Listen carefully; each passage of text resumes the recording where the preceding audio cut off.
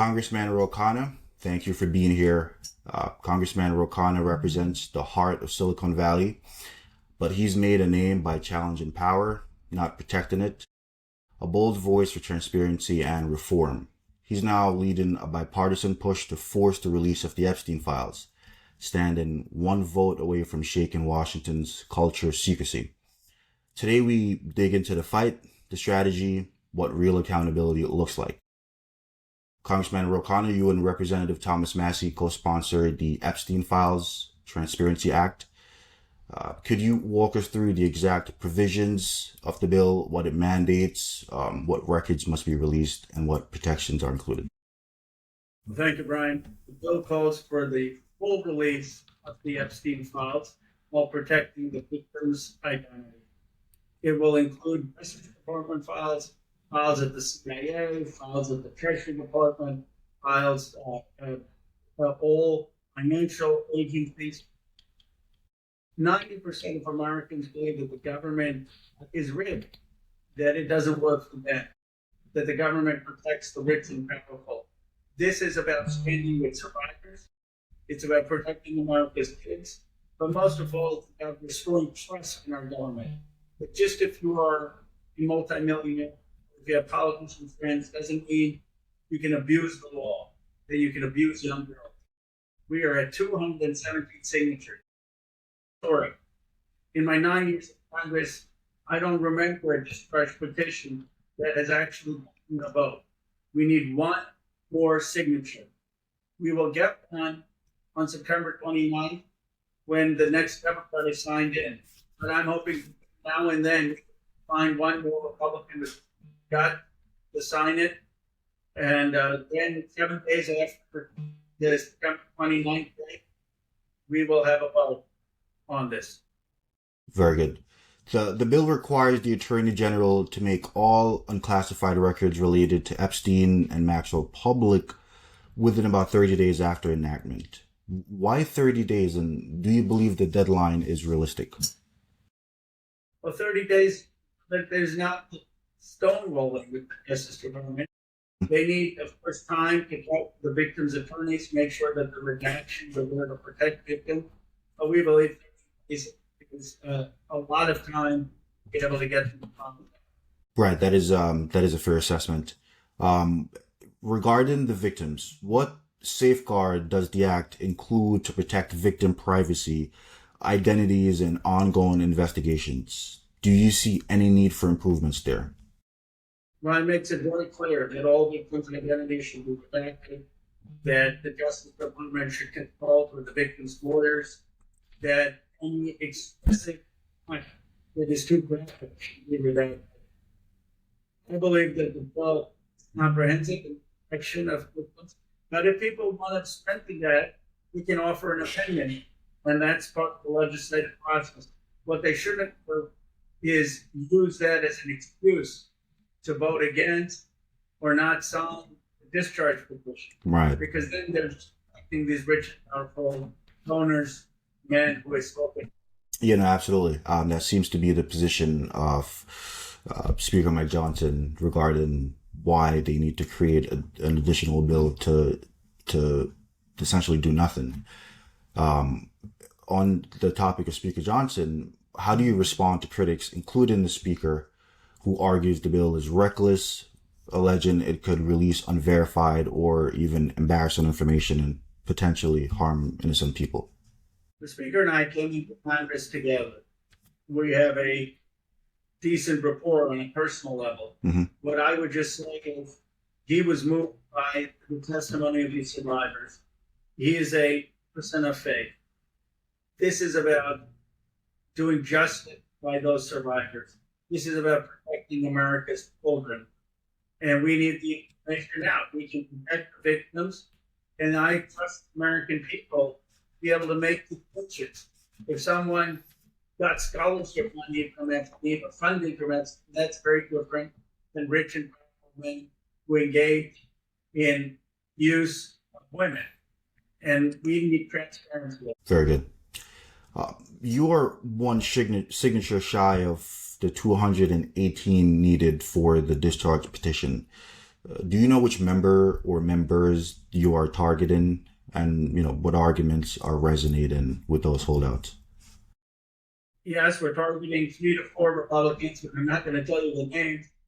If I did, the Trump would be calling them the next day in the White House. But what we're talking about is this: we could be heroes. Imagine being 118 story and being the hero. And finally, that's the Epstein Files to come out. Finally, stand with the survivor of justice who stands with protecting America's children. We are confident we will get that on September 29th. Mm-hmm. The vacancy in Grijalva is filled, and that member is sworn in.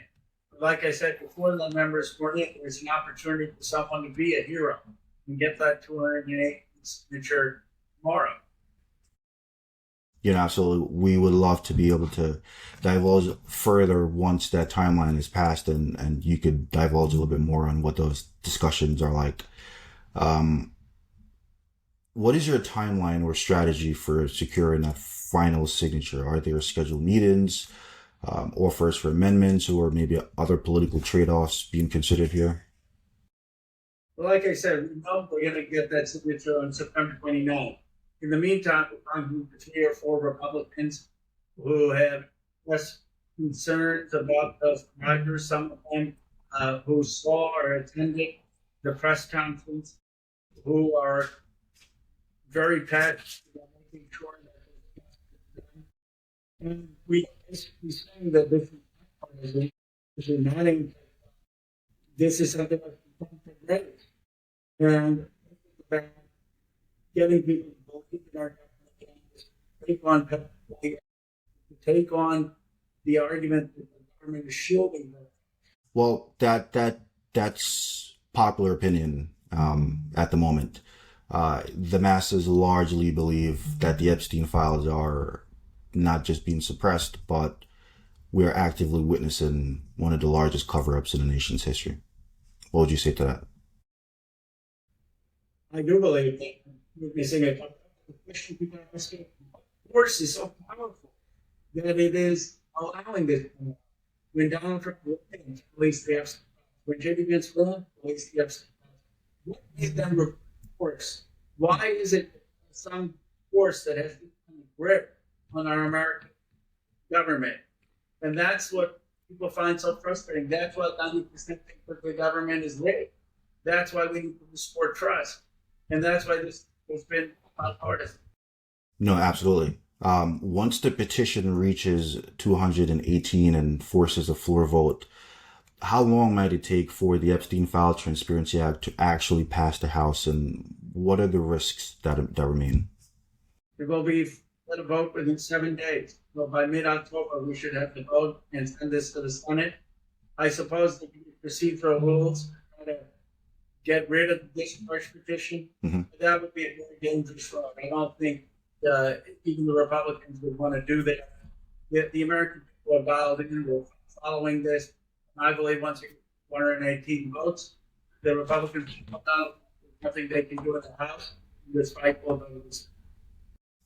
Yeah, no, absolutely. That's what we're all on the sidelines hoping for. Assuming the House passes the bill, what are the biggest hurdles in the Senate or even the White House? Have you had any indications from senators or the executive branch on whether they would support or even oppose the act? Well, Senator Schumer is taking action to bring this for a vote.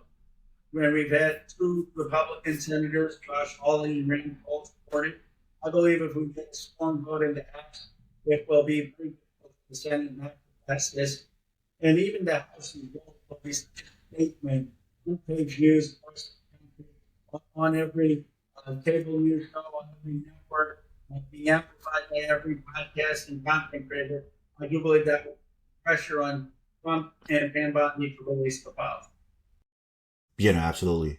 Speaking about public pressure, how does public pressure, activists, survivors, or even the media factors into your legislative strategy? Has it changed the conversation on Capitol Hill? The survivors were heroes. They changed the entire conversation. This was losing some momentum. Mm-hmm. The speaker, as you remember, had canceled Congress. He had been out for 6 weeks. But then with the survivors speaking out in front of the Capitol, for the first time the Capitol heard that, and they were so moved. They were moved by their country.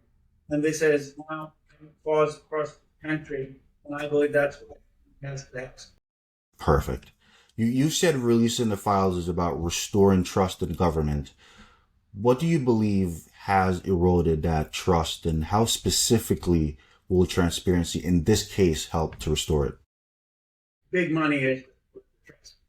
People who have money, people who have power are played by one set of the rules, while too many Americans have seen their lives hollowed out, their kids' dreams deferred, the American dreams away.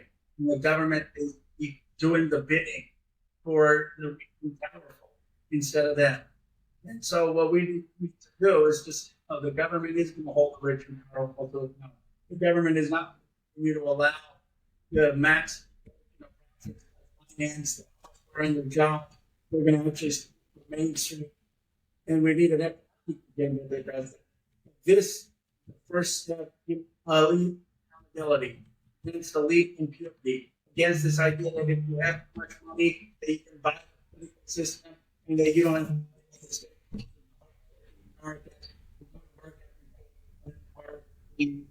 rules. Yeah, no, absolutely. That's a very powerful statement. I think this question is sort of... Sorry, we have to be here.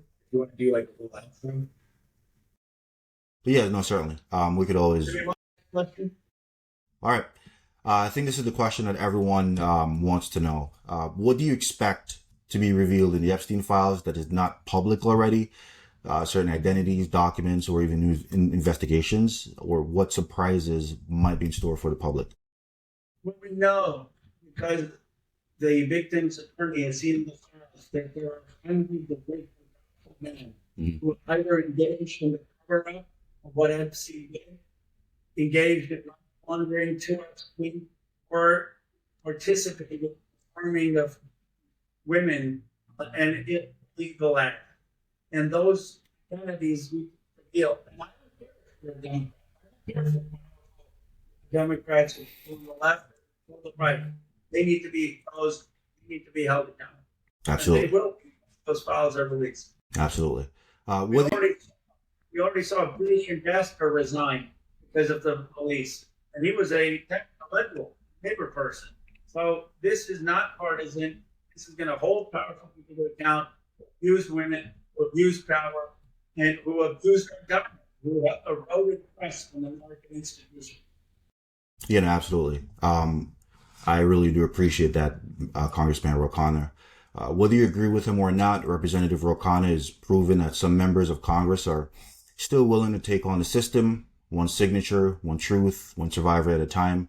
If the Epstein files are truthfully unsealed today, we do hope that we all get to see not just the Republicans, but Democrats that are currently on the file brought before the public, and history will remember who demanded daylight and who hid in the shadows. Congressman Ro Khanna, thank you again for being here. I do appreciate it. And until next time.